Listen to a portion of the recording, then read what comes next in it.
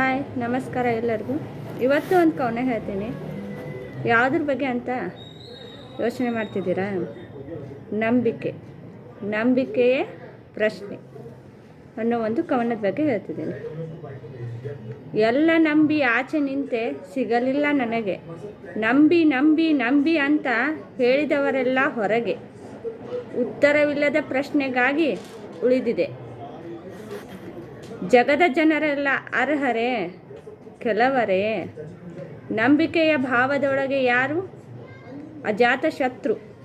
ಕಣ್ಣ ಮುಂದೆ ನಾನು ನಾನು ಎನ್ನುವರು ಊಸರವಳ್ಳಿಯ ಬಣ್ಣವನ್ನು ಹೊದ್ದು ಮಲಗಿ ಎದ್ದು ಬಂದವರು.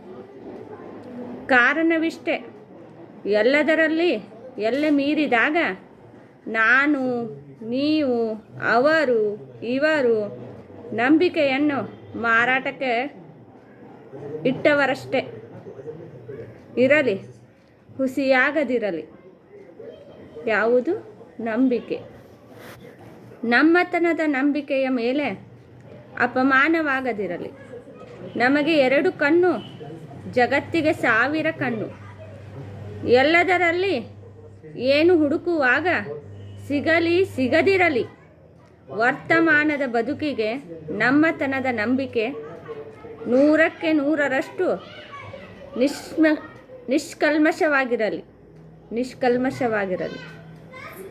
ಇದು ನಂಬಿಕೆಯ ಪ್ರಶ್ನೆ. Bye guys.